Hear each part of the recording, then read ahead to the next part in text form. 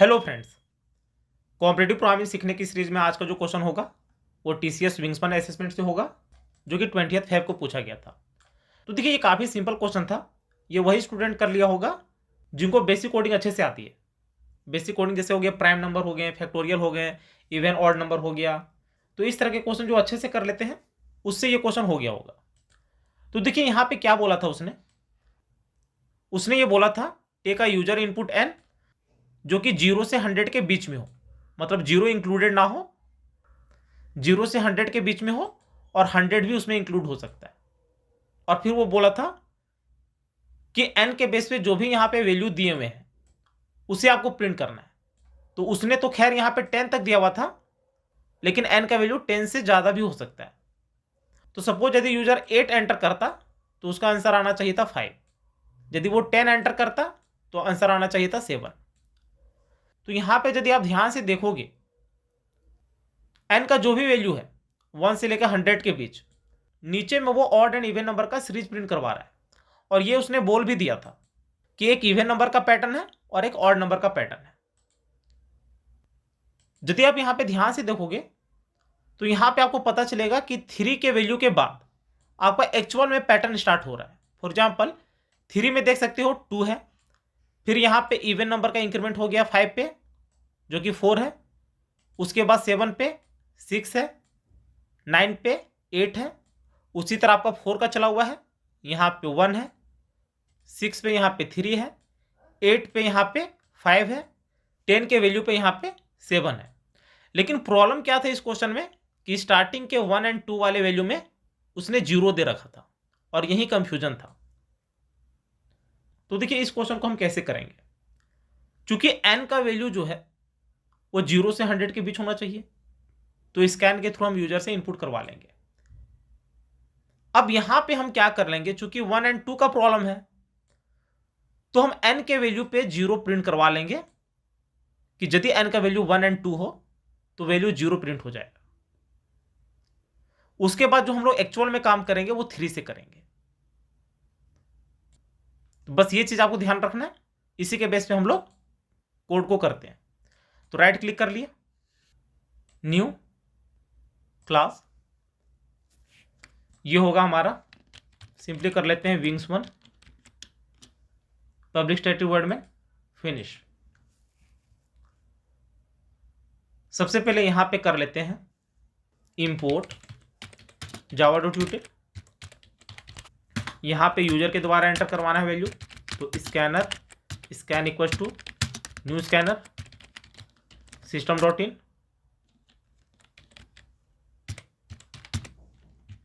ये हो गया। एक वेरिएबल लेते हैं जो बेसिकली इंटीजर वैल्यू को स्टोर करवाएगा, तो int n equal to scan dot next int, तो ये हो जाएगा। अब यहां पे बोल दिया है उसने कि इफ n का वैल्यू ग्रेटर देन 0 हो एंड n का value less than equal to 100 हो। यही उसने बोल रखा है कि n का जो वैल्यू होना चाहिए वो 0 से 100 के बीच में होना चाहिए।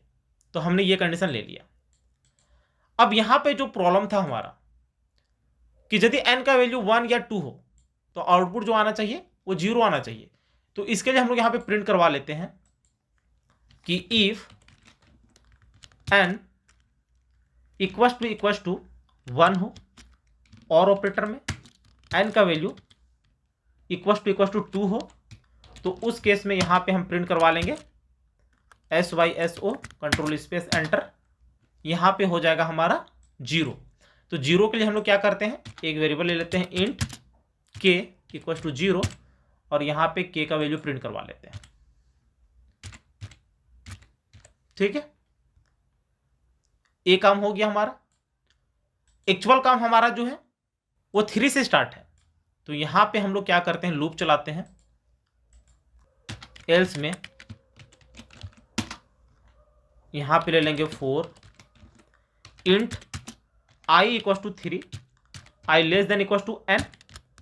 हम यहां पे n ले रहे हैं, वो क्यों ले रहे हैं वो भी पता चल जाएगा। i plus plus curly bracket enter.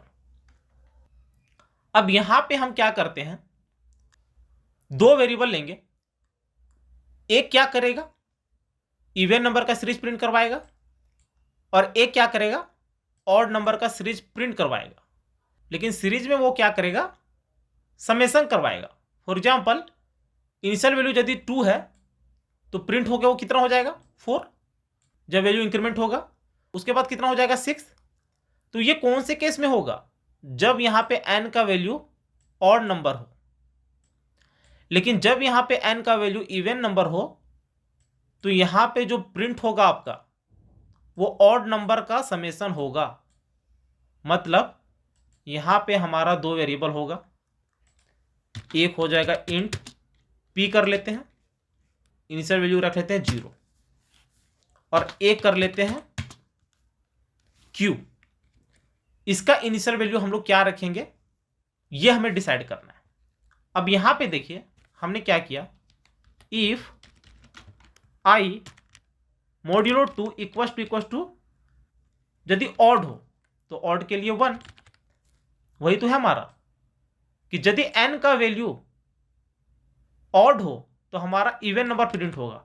तो यहां पे इवन नंबर का समेशन होगा।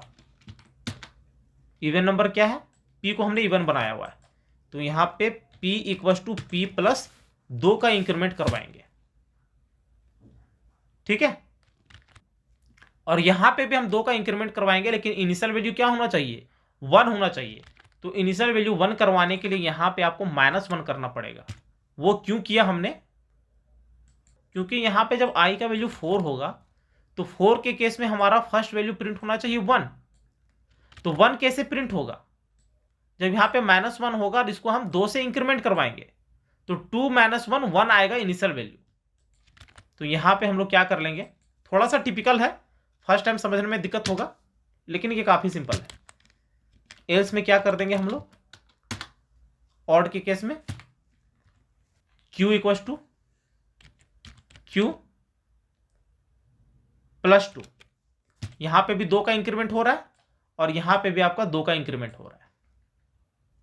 बस यही आपको करना था। फाइनली जब आपको प्रिंट करवाना है बाहर में तो इस केस में क्या करना पड़ेगा आपको, इस केस में भी कंडीशन लेना पड़ेगा कि यदि n का वैल्यू ऑड हो तो ऑड के केस में हमें इवन वाला वैल्यू प्रिंट करवा देना है। तो यहां पे आप कर सकते हो if n modulo 2 equal to यदि ऑड हो मतलब 1 हो तो यहां पे हमारा प्रिंट हो जाएगा इवन वाला वैल्यू।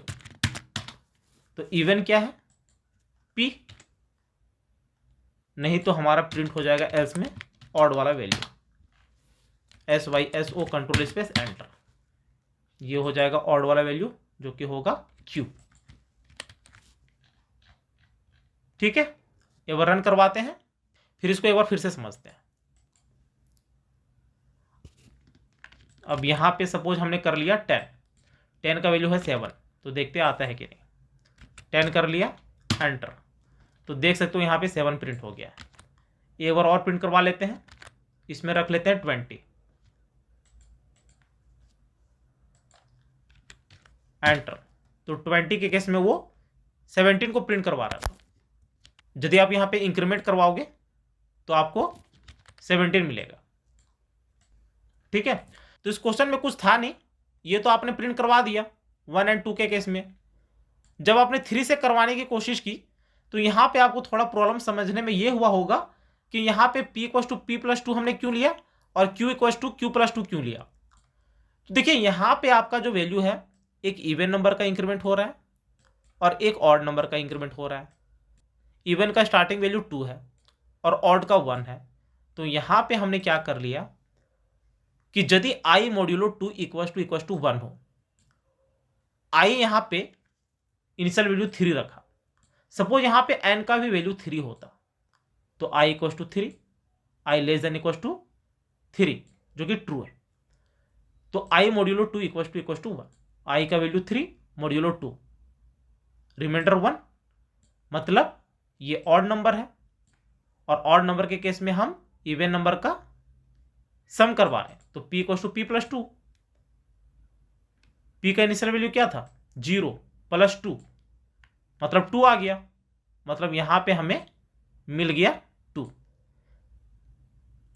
लेकिन जब यहां पे 4 होता n का वैल्यू, तो i इक्वल टू 3 के केस में ये वाला लूप चलता, लेकिन n का वैल्यू 4 के केस में जब i का वैल्यू 4 हो जाता तो उस केस में ये वाला चलता।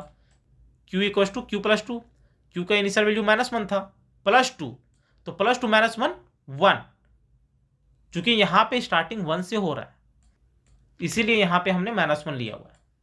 उसके बाद यहां पे हमने इफ एल्स इसलिए लगाया क्योंकि यहां पे हमने देखा n मॉड्यूलो 2 इक्वल टू यदि 1 हो, मतलब n का वैल्यू यदि ऑड नंबर हो, तो उस केस में ये इवन वालों को प्रिंट करवा रहा था। देख सकते हो जितने भी n का वैल्यू ऑड है उस केस में आपका इवन नंबर प्रिंट हो रहा है, और जितने भी इवन नंबर है n का वैल्यू उस केस में आपका ऑड नंबर का प्रिंट हो रहा है। तो इसीलिए यहां पे इफ एल्स कंडीशन हमने लगाया। तो ये क्वेश्चन आपका पूछा गया था। तो उम्मीद है ये वीडियो आपको जरूर अच्छी लगी होगी। यदि अच्छी लगी होगी तो चैनल को शेयर और सब्सक्राइब जरूर करें, साथ ही बेल आइकन को ही प्रेस कर लेना ताकि जैसे मैं नया वीडियो अपलोड करूं उसकी नोटिफिकेशन आपको तुरंत मिल जाए। Thank you, happy learning.